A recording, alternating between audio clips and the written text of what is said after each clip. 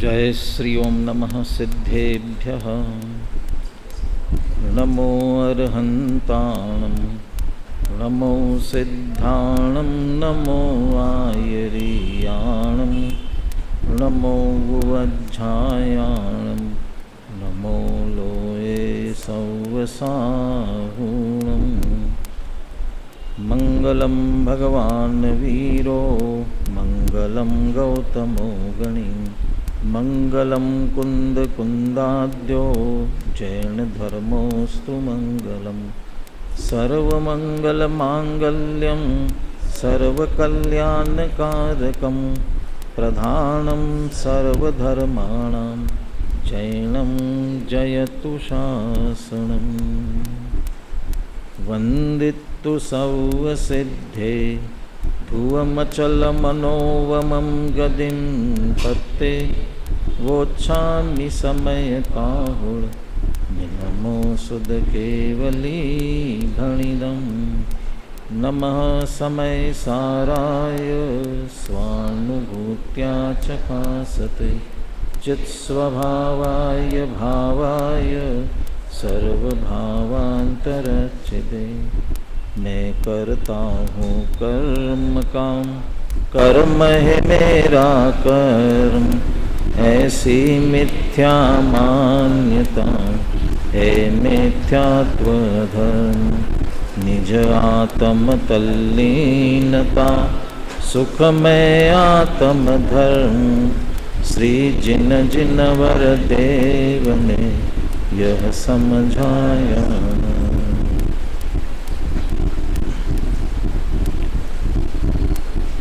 आचार्य कुंद कुंदे विरचित समय सार परमागम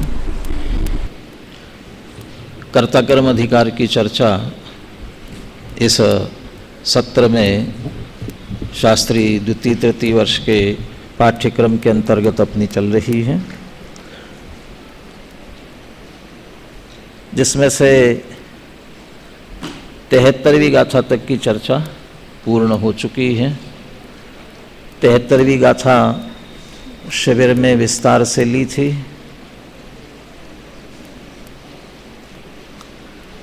शिविर में और भी सभी सामान्य श्रोता थे, उनके अनुसार थोड़ी गति कम रख करके भी चले। अब छात्र ही रहेंगे मुख्य रूप से, इसलिए थोड़ी स्पीड बढ़ाएंगे। आज वैसे ही मैंने कहा था 8:30 तक मैं पूरा कर दूंगा, ताकि गोष्ठी समय पर प्रारंभ हो और पूरी हो, लेकिन अब 8:15 बजे तो प्रारंभ ही कर रहे हैं, तो अब तो जो समय है प्रवचन का वहाँ तक पूरा चलाएंगे ही।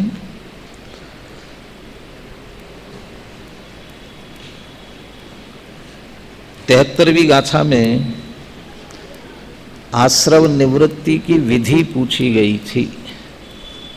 केन विधिना अयम आत्मा आश्रवेभ्यो निवर्तत इति चेत। आत्मा शब्द है नहीं उसमें। केन विधिना अयम आश्रवेभ्यो निवर्तत इति चेत। हिंदी में तो आत्मा शब्द दिया, अनुवाद में तो लिया ना आत्मा, यह आत्मा। यदि कोई कहे कि यह आत्मा आश्रवों से किस विधि से निवृत्त होता है, उसके लिए ये उत्तर दिया गया था।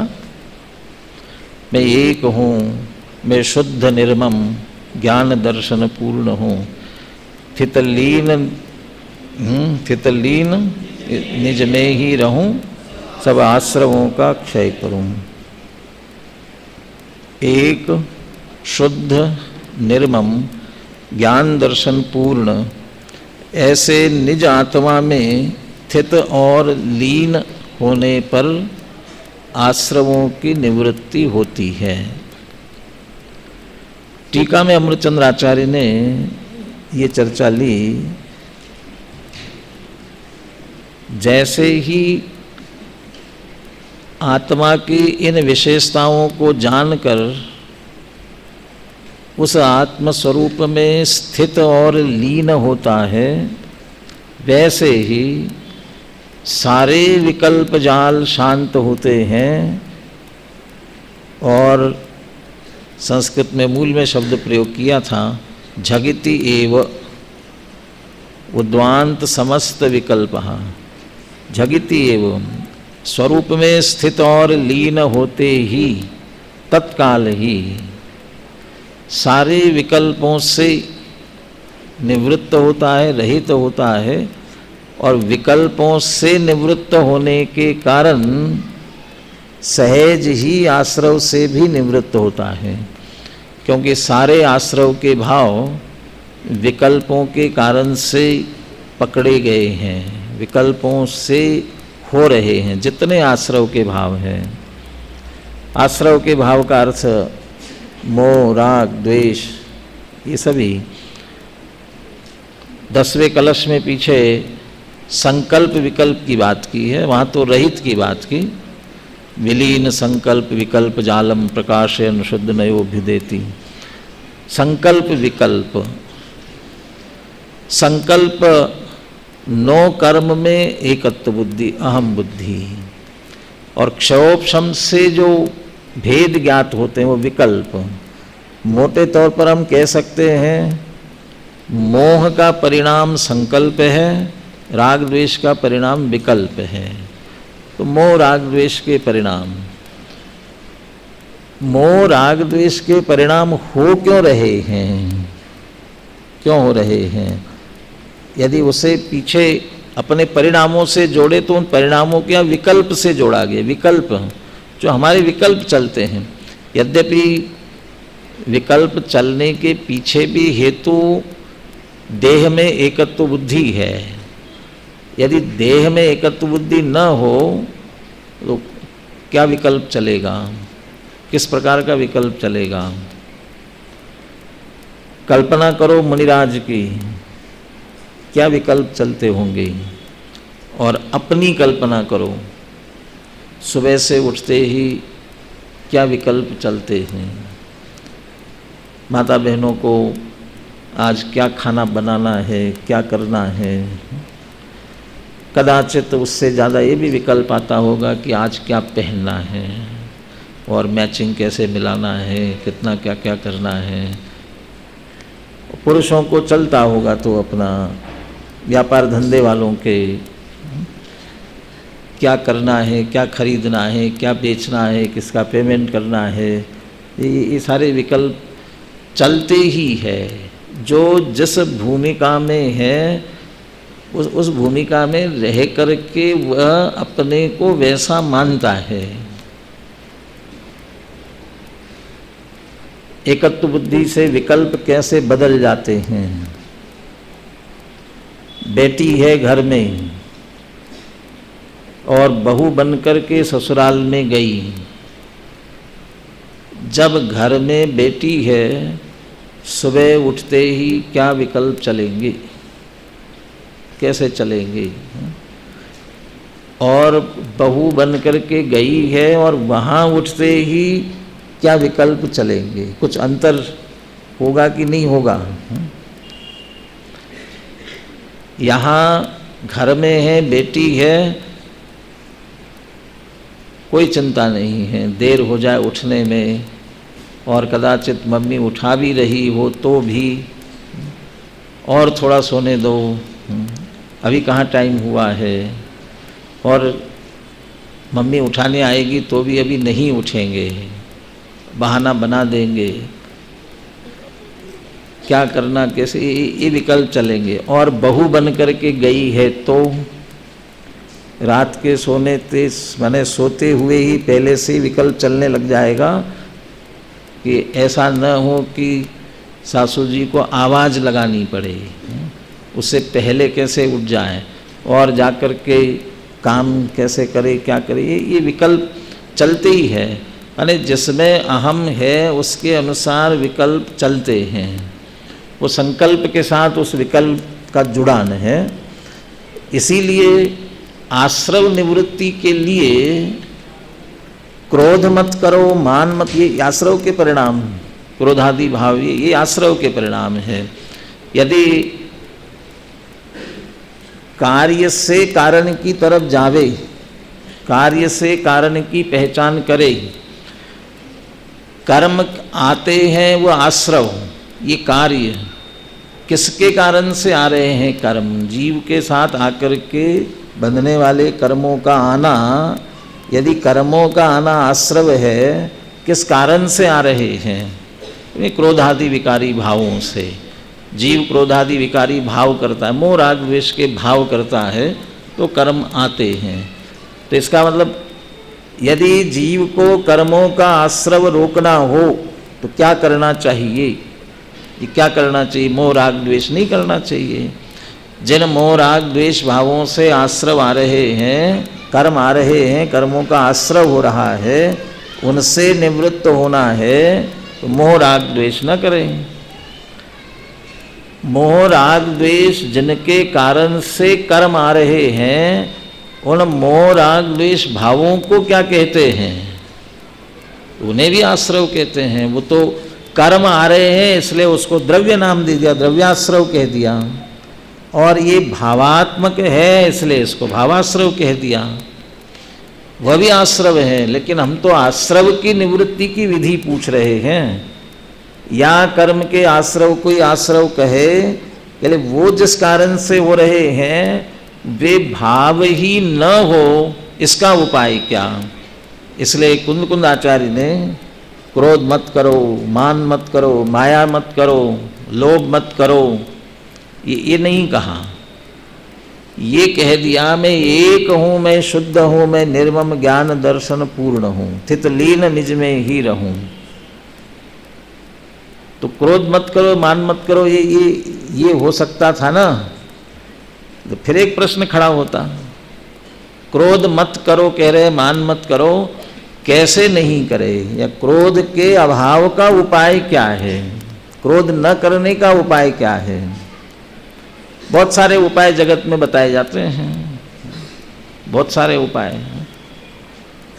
कोई ये कहता है कि जैसे ही गुस्सा आ जाए तुम्हें, तुम तो 1 2 3 4 5 6 7 गिनना शुरू कर देना, देख लेना, और सचमुच नहीं आएगा गुस्सा। कोई कहता है कि जैसे ही तुम्हें गुस्सा आता है तुम बहुत बड़बड़ाने लगते हो, गाली देने लगते हो, तो तुम जल्दी से अपने मुंह में पानी भर लिया करो, पानी भर लो, नहीं आएगा गुस्सा। देखना करके सब उपाय हो जाए, जितने बताए गए हैं ना सारे उपाय करोगे ना, हाँ सचमुच गुस्सा ठंडा हो जाएगा, शांत हो जाएगा। लेकिन गिनती बंद कर देंगे फिर क्या होगा? फिर से या जिस कारण से गुस्सा आ रहा था वही परिस्थिति फिर से हमारे सामने आकर के खड़ी हुई तो क्या होगा? फिर से गुस्सा आएगा। ये कहते क्रोध हो ही नहीं, ऐसा कोई उपाय है कि नहीं है? स्थायी रूप से क्रोध आवे ही नहीं, ऐसा कोई उपाय है कि नहीं? इसलिए या ये समझ लीजिए, कुंद कुंद आचार्य से पूछा होगा, अरि मित्र महल मसान कंचन, कांच निंदन थुतिकरण, अर्घ्यावतारन हसी प्रहारन में सदा समता धरन। इन सारी परिस्थितियों में आप सहज समता भाव पूर्वक कैसे रहते हो? ऐसा क्या है आपके पास जिसके आधार से आप ऐसा शांत रह जाते हैं, जिसे मोह राग द्वेष के परिणाम उत्पन्न नहीं होते और आश्रव नहीं होता? ऐसा क्या है? उस आश्रव निवृत्ति की कौन सी विधि, आश्रव भावाश्रव ये न हो, उसके लिए क्या विधि अपनाई है? इसलिए वो विधि 73वीं गाथा में, गाथा के माध्यम से कही थी।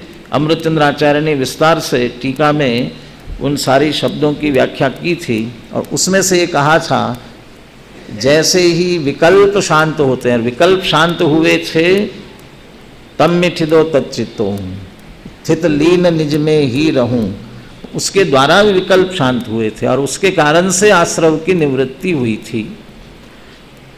इस पर से तत्काल हुई, इसलिए अगला प्रश्न खड़ा किया है 74वीं गाथा की उत्थानिका। कथम ज्ञानाश्रव निवृत्त्यो समकालत्वम इति चेत। ज्ञानाश्रव निवृत्त्यो समकालत्वम कथम, ज्ञान और आश्रव की निवृत्ति का समकालपना कैसे है? ज्ञान और आश्रव निवृत्ति का समकालपना। समकाल का अर्थ क्या होता है? एक ही समय। लेकिन एक समय का अर्थ दो कार्य, इसलिए प्रश्न खड़ा कर रहे हैं, दो काम एक साथ कैसे होते हैं? हो सकते हैं कि नहीं हो सकते हैं? कैसे हो सकते हैं? इसका अर्थ ही है कि शंकाकार को शंका हो रही, दोनों कैसे हो सकते, एक साथ कैसे? कौन से कार्य एक साथ? ज्ञान और आश्रव की निवृत्ति। क्या सचमुच ये दोनों कार्य एक साथ हो रहे हैं? हो रहे हैं कि नहीं हो रहे हैं? ज्ञान और आश्रव की निवृत्ति यदि हो रहे हों एक साथ, तो प्रश्न खड़ा हो, या एक साथ कैसे होते हैं? पहले हो सकते हैं कि नहीं, पहले विरुद्ध विचार करें। जहाँ ज्ञान है वहाँ आश्रव है कि नहीं है? जहाँ ज्ञान है वहाँ आश्रव है कि नहीं है? कि साहब ज्ञान कहाँ है कि निगोद से लेकर सिद्ध भगवान तक सबके पास ज्ञान है। यदि सबके पास ज्ञान है तो आश्रव है कि नहीं है? कि है, बहुत से ऐसे हैं ज्ञान भी है और आश्रव भी है। तो निगोद से लेकर के मिथ्या दृष्टि तक लगा लेना, चौथे गुणस्थान से पहले पहले तो जितने मिथ्या दृष्टि है, जितने मिथ्या दृष्टि जीव है, तो मिथ्या दृष्टि जीव, तो मिथ्या दृष्टि भी है तो जीव है ना, तो जीव है तो ज्ञान तो है ही, ज्ञान है और मिथ्या दृष्टि तक आश्रव हो रहा है, बराबर निरंतर हो रहा है। तो ज्ञान भी और आश्रव भी है, तो आश्रव की निवृत्ति ही नहीं है तो समकालपने का प्रश्न ही कहाँ खड़ा हो रहा है? ज्ञान और आश्रव निवृत्ति, तो ज्ञान होने पर आश्रव की निवृत्ति होती है, ये तो कोई ऐसा कोई फार्मूला ही नहीं है कि ज्ञान हो और आश्रव की निवृत्ति होवे। कहाँ है फार्मूला? ज्ञान हो रहा है और आश्रव निवृत्ति नहीं, और आश्रव हो रहा है। कभी उजाला होने पर अंधेरा जाता है, उजाला हुआ और अंधेरा गया, इसमें प्रश्न खड़ा होता है ये दोनों एक साथ कैसे होते हैं? जैसे ही उजाला हुआ ऐसे अंधेरा चला गया। इसमें थोड़ा विचार करना, समकाल है क्या वास्तव में? दोनों में समकाल है क्या? समकाल है कि आगे पीछे है? उजाले का होना और अंधेरे का चले जाना, प्रकाश का होना और अंधेरे का जाना, इसमें सचमुच में समकालपना है क्या?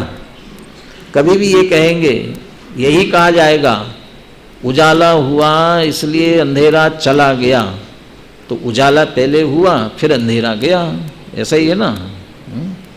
पहले उजाला हुआ फिर अंधेरा गया, पक्का है कि नहीं ऐसा? क्या उसी समय गया? उसी समय गया। यदि नहीं गया तो एक समय बाद गया तो क्या दिक्कत है? दिक्कत क्या है? दिक्कत है बहुत बड़ी। क्या दिक्कत है? अरे यदि वो उजाला हुआ और उस समय नहीं गया, अगले समय जाएगा, तो फिर इसका मतलब उजाला हुआ कहाँ? अंधेरा ही था ना वहाँ, उजाला कहाँ हुआ? और यदि उजाला हुआ उसके बाद भी अंधेरा रहा, तो फिर आगे आगे भी क्यों नहीं रह सकता है? फिर रहे, यानी इसका मतलब दूर नहीं हो सकता। फिर वो उसी समय ही हुआ है, यदि उसी समय नहीं गया तो जा ही नहीं सकता है। इसलिए वहाँ कदाचित हमें शंका नहीं होती है। ये तो एक के ही अस्ति नास्ति से कथन है। उजाले का होना और अंधेरे का जाना, अंधेरे का जाना और उजाले का होना दो कार्य है ही नहीं वास्तव में, एक ही कार्य है। चाहे उसको उजाले का होना कहो और चाहे उसे अंधेरे का जाना कहो, दोनों एक ही। इसलिए एक ही कार्य हुआ है। फिर भी चूंकि अभी तक अंधेरा चल रहा था, तो अंधेरा तो अलग है, और अब उजाला हुआ है, ये अलग कार्य है। कार्य अलग है उजाले और प्रकाश की अपेक्षा, उजाले और अंधकार की अपेक्षा। लेकिन जो अंधेरा ले रहे हैं वो अंधेरे के होने को नहीं ले रहे हैं, अंधेरे के जाने को ले रहे हैं। अच्छा, इसीलिए अंधेरे का जाना माने क्या? अंधेरा गया माने क्या हुआ? तो प्रकाश हुआ, तो वो वही है। ऐसा ही वास्तव में ज्ञान और आश्रव की निवृत्ति दो कार्य है ही नहीं, एक ही कार्य है। अभी अभी अभी थोड़ा मैं दूसरी तरह से चल रहा था ज्ञान और आश्रव निवृत्ति में। तो हम तो ये कह रहे हैं कि मिथ्या दृष्टि तक ज्ञान है और आश्रव की निवृत्ति नहीं हो रही है। काहे की समकाल्पनिक, पहले हो ही नहीं रहे तो समकाल की बात ही कहाँ है। कहते यहाँ जो ज्ञान शब्द दिया है वो सामान्य ज्ञान के अर्थ में नहीं है। यहाँ ज्ञान शब्द का प्रयोग ही सम्यक ज्ञान के अर्थ में ही है। तो मेरा सम्यक ज्ञान लिखना चाहिए था। सम्यक ज्ञान और आश्रव निवृत्ति का समकाल है, ज्ञान और आश्रव निवृत्ति का नहीं है। फर्स्ट ईयर वाले न्याय दीपिका पढ़ चुके हैं और हो सकता है वरिष्ठ वालों की न्याय दीपिका भी मैं जो वाक्य परिभाषा लक्षण बोल रहा हूँ वहाँ तक आ गया हो कदाचित। प्रमाण का लक्षण न्याय दीपिका में क्या दिया? सम्यक ज्ञानम प्रमाणम, ये दिया ना। वहाँ कहते ज्ञानम प्रमाणम आप नहीं कह सकते हो, ज्ञानम प्रमाणम नहीं है, ज्ञान प्रमाण है। परीक्षा मुक्त में तो कह दिया ततो ज्ञानमेव तत्, इसलिए वह ज्ञान ही है। वो ज्ञान प्रमाण ज्ञान ही होता है, इस बात की सिद्धि की गई। लेकिन प्रमाण का लक्षण जो है वह ज्ञान में घटित नहीं, अकेला ज्ञान में घटित नहीं होगा, ज्ञानम प्रमाणम नहीं हो सकता। क्या दिक्कत है? वहाँ आगे खुलासा किया, चूंकि ज्ञान मिथ्या ज्ञान में भी है और सम्यक ज्ञान में भी है। अकेले ज्ञान को प्रमाण कहोगे, ज्ञान है, मिथ्या ज्ञान भी ज्ञान है, सम्यक ज्ञान भी ज्ञान है, तो फिर मिथ्या ज्ञान भी प्रमाण होगा। इसलिए ज्ञानम प्रमाणम नहीं है, सम्यक ज्ञानम प्रमाणम। ऐसे ज्ञान और आश्रव निवृत्ति कहते हो तो यहाँ ज्ञान मिथ्या ज्ञान भी ज्ञान है। तो इसलिए भले ही ज्ञान शब्द का प्रयोग किया तो भी मिथ्या ज्ञान नहीं लेना है, सम्यक ज्ञान लेना है।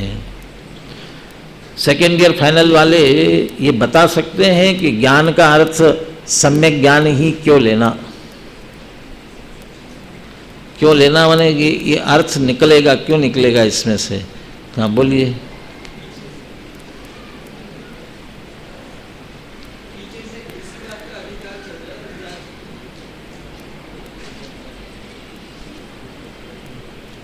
बोलो बोलो, चालू हो जाएगा तो हो जाएगा, नहीं होगा तो नहीं आएगा।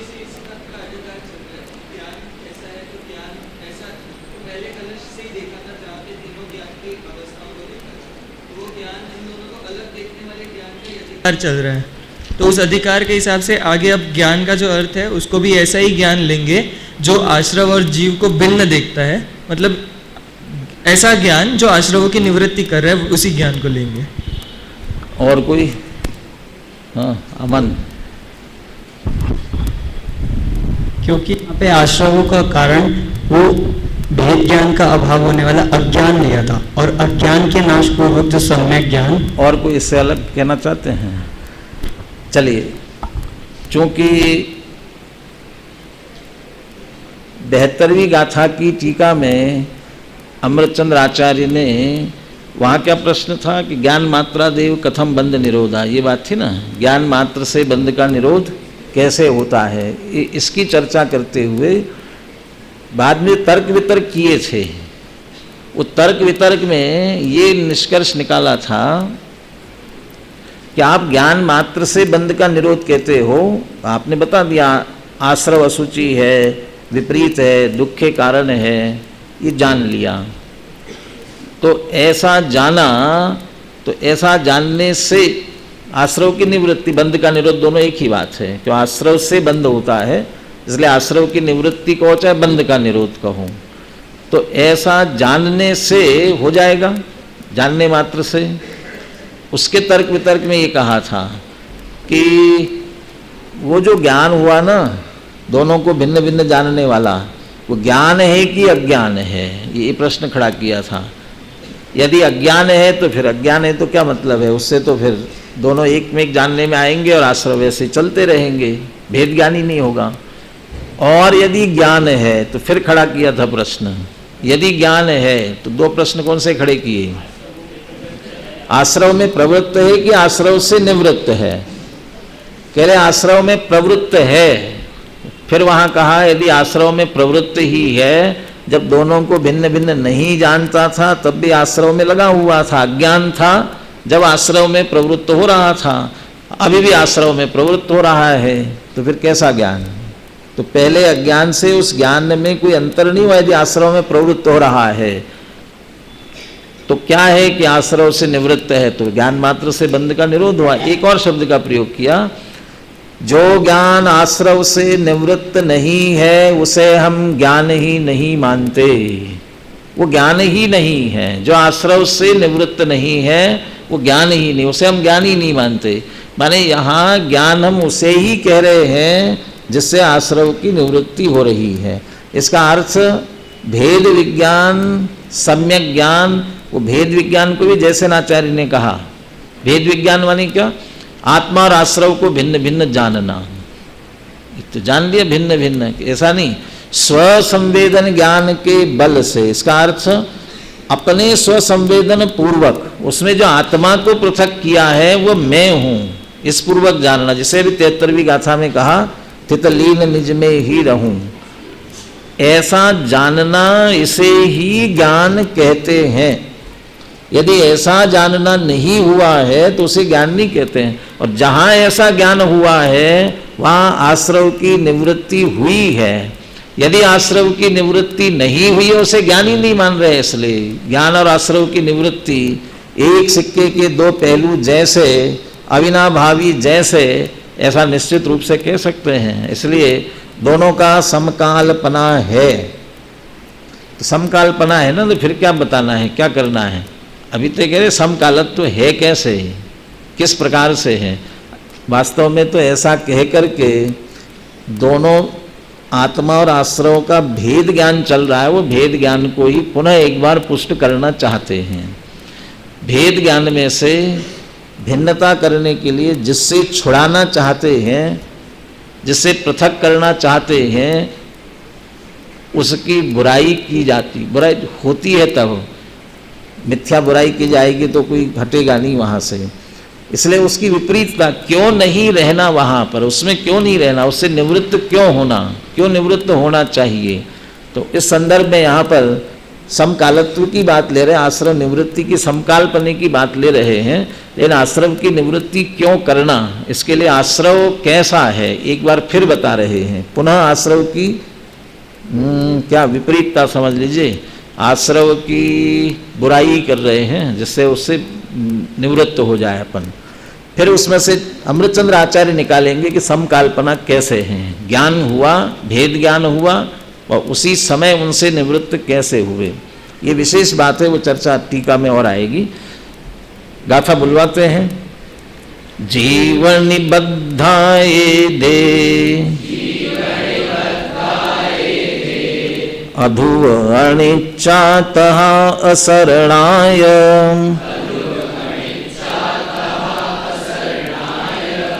प्राकृत में ध्रुव अध्रुव नहीं, वो ध में र जो लगा है ना, प्राकृत में नहीं आएगा अध्रुव। वो संस्कृत छाया में तो आएगा अध्रुवा, लेकिन उसमें अध्रुव। जीवनि बद्धाए दे अधुव अनिच्चातः असरणाय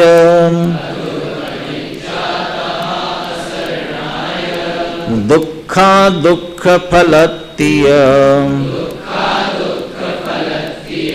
ऋणादूल निवत्तदे तेहिं। थोड़ा सा समकल्पना इसमें भी गाथा में से भी निकलेगा। किसकी बात चल रही है, किसकी बात चल रही है, या आश्रव की। आश्रव शब्द कहाँ लिखा है यहाँ गाथा में, आश्रव शब्द कहाँ है, ए दे, ये शब्द से, ए दे शब्द से आश्रव कहा गया है। अब ये जरूर प्रकरण के अनुसार आएगा, क्योंकि आश्रव की बात चल रही है, इसलिए ए दे ये आश्रव, कौन से आश्रवों की बात है? जीव निबद्धा। कौन से? जीव निबद्ध। और जीव निबद्ध न हो तो कोई परेशानी नहीं है, क्या दिक्कत है? बिच्छू बहुत जहरीला होता है और डंक लग मारे तो बहुत पीड़ा होती है, कोई दिक्कत नहीं है। सुन लिया ना अपन ने, चुपचाप बैठे शांति से, क्या दिक्कत है? क्यों? क्योंकि बिच्छू आप करके चिपका नहीं है, और यदि चिपक जाए तो फिर जल्दी से उसे आप अलग कर देते हो। कौन से बिच्छू को अलग करते हो? जो आपके शरीर से आकर के चिपका हुआ है।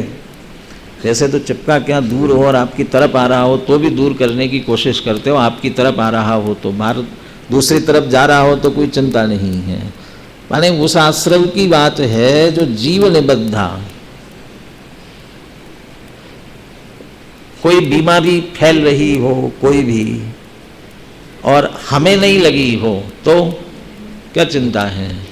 कोई निश्चिंत है, वो दूसरे हो रहे हैं।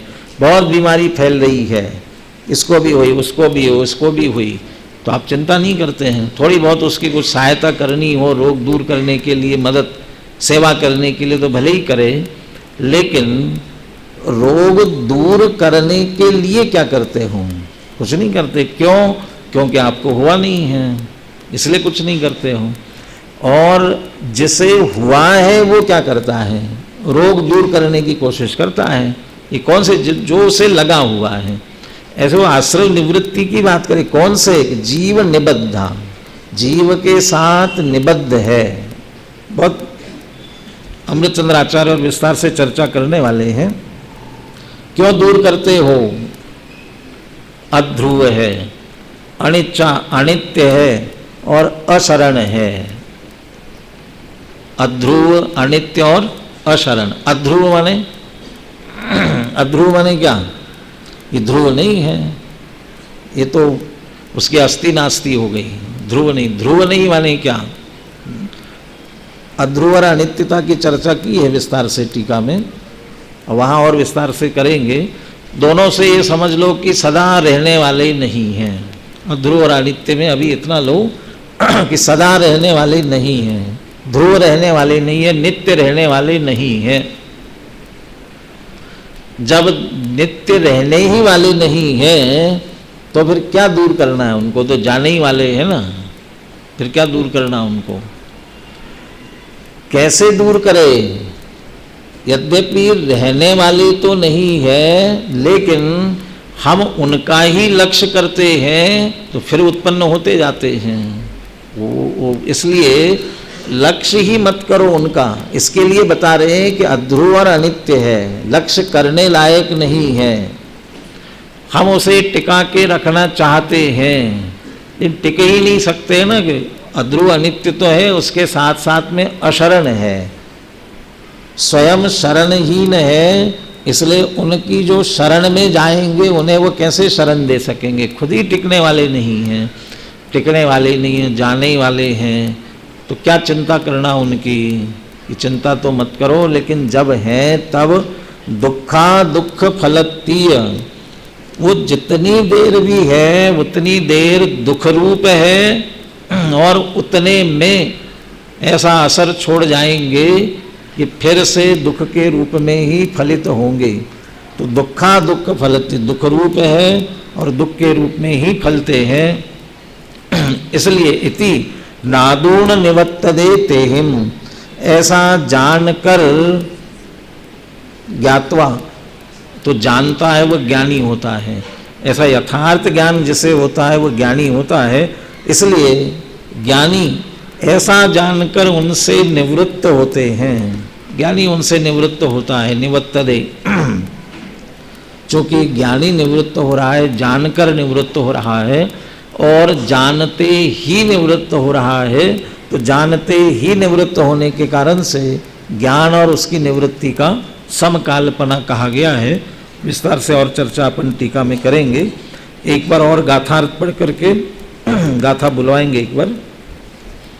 ये आश्रव भाव जीव के साथ निबद्ध है, अध्रुव है, अनित्य है, अशरण है, दुख रूप है और दुख के रूप में फलते हैं, दुख के कारण हैं, ऐसा जानकर ज्ञानी उनसे निवृत्त होता है। बोले गाथा और पद्यानुवाद बोलिए।